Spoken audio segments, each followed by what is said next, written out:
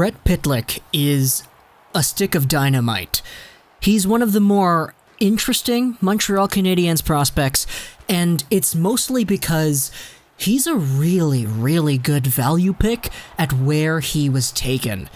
Pitlick was drafted 131st overall by the Montreal Canadiens in the 2019 NHL Entry Draft, despite being ranked quite higher in some areas. Dauber had him at 124th, DraftBuzz.com had Pitlick as a second rounder, Hockey Prospect had him there as well, and Corey Pronman in The Athletic had him at number 60. So the fact that Rhett Pitlick is a guy that the Canadiens took 131st overall kind of means something. Now, who exactly is Rhett Pitlick? Well, if you've been watching the Montreal Canadiens development camp that actually went on like a month ago, I'm not gonna pretend like that's going on now, you would have seen a guy named Pitlick who was 5'9", 161 pounds, born in February of 2001, a small left-wing player, but a player who's like a stick of dynamite. He's a player who has an NHL caliber family. His dad, Lance Pitlick, played in the NHL before becoming a skills and skating coach. His brother, Rem Pitlick, is a Nashville Predators prospect. His cousin is Tyler Pitlick. So realistically now, this is the fourth Pitlick in a line of notable NHL-related players with that family. So Pitlick comes from a line of hockey prosperity, and as a Montreal Canadiens prospect, he's one of the more exciting ones. Not because he's literally the second forward taken in the draft by the Canadiens after Cole Caulfield, but because of the skill set that he brings. Pitlick played in the high school leagues in this most recent Minnesota high school season. Now, that's not a great league.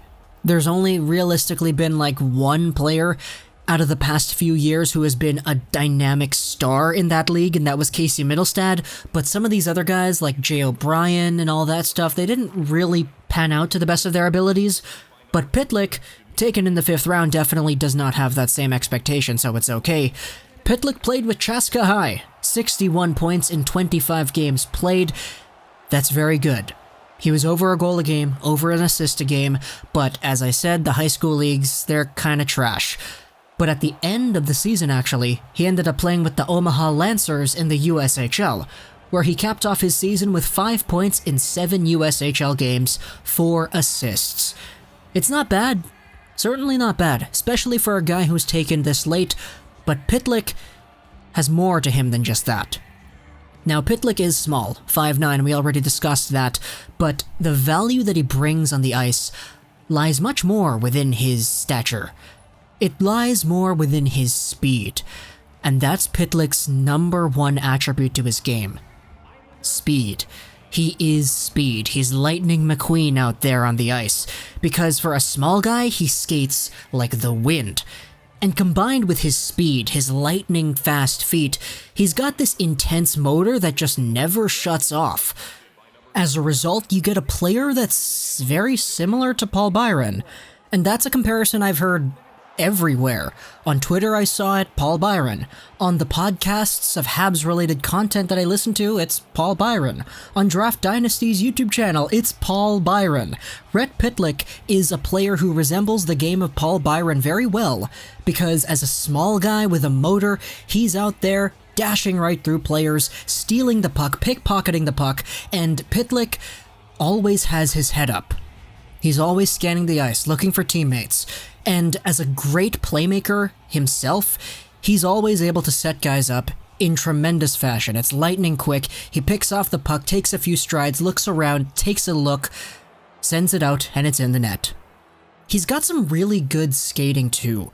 And his skating is ultimately the enabler that allows his work ethic to really shine. But the way he skates, he's always doing crossovers.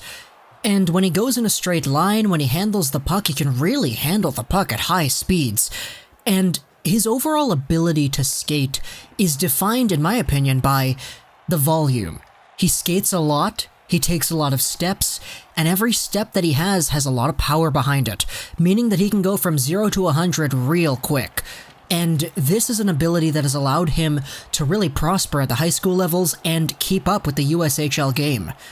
He doesn't slow the game down like other high school guys do. He doesn't use the space and use that as his ultimate point-producing ability.